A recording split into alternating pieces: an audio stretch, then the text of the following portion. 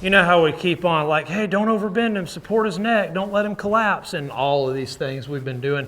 So there's this thing called length bend, and if this is your horse's spine, right? So right here he's straight, obviously. Length bend would be to where every link in his spine has the same degree of flexion in it. So in other words, a horse is bent evenly throughout his entire body. So that would be length bend, and that's what's correct. A lot of times in the Western world, we see a really jacked up version of length bend that looks more like this. They're way collapsed and overbent in their neck. And even if the horse is going around real good and able to be steered and things like that, anatomically, it throws the horse onto his front end. It can make longevity problems later down the road if them horses keep on carrying themselves like this and they keep on loping around like this. Right, it's really, really bad, not only for their balance and their locomotion, but like their nerve endings, their TMJ, their jaw, all that stuff. So remember that, sometimes you might overbend a horse or maybe even accidentally over flex him and teaching him all these things, but you're just trying to be aware that this is no good and this is no good. The most, to be correct, the most you would ever need is right here and right here. It's like 2 inches, just enough to see. Some places they'll tell you like their eyeball, when you just see their eyeball. Other places will just tell you when you see their eyelashes. But if you see any more than that, you've got them overbent. And then it could keep going. We could get into the third trimacular whatever. So watch right here. See how right here I'm bending? But watch this. See how right it came from this joint? Right, see there? Versus, or let's see, it's hard to do not being a horse, but here we go. There's this, which I'm trying to get you guys to do, like when you just barely tip their nose. But what we're trying to not do is collapse them. See how it was a different movement from different joints?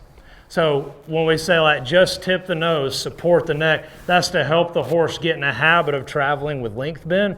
Now granted, if you want to counter argument a lope, you might overbend and exaggerate some things for the horse getting better at learning it. But where that becomes a big problem is when you're just riding your horse around and this is how he goes around. Or like on a completely loose rein, this is how he walks around.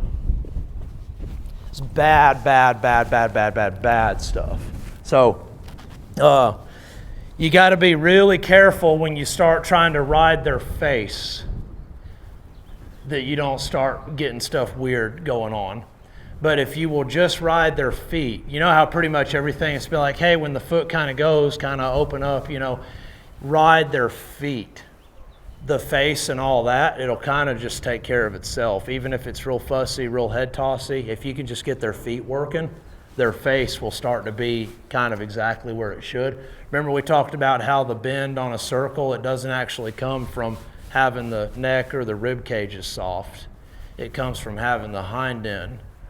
Like this is what creates bend to the right, and this is what creates bend to the left.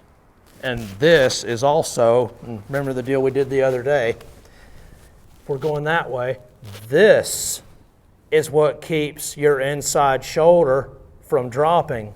See, it can't. Look, I can even levitate.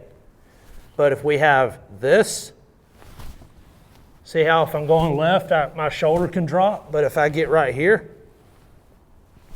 right, so pretty much all of the troubles that you swear are in the front corners, they're in the hind corners. They're either right here or right here somewhere. That's why we're doing so much with the hip. We're trying to link the horse, where the horse is like, oh, okay, they want my hip.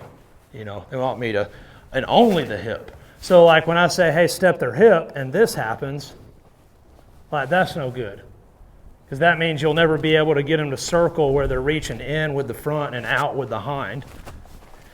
Because you got to get this front end drift eliminated. Hands go towards brook. There. So that's why we keep doing all this, so you guys can just really get handy at operating these things, where you can feel what's not working, why it's not, and what you need to do to help it. And it could be a number of things, but just when it's not working, be more closed. When it is working, be more open. I don't care how you do it, but that's it, you know. Before you know it, it'll just all be working.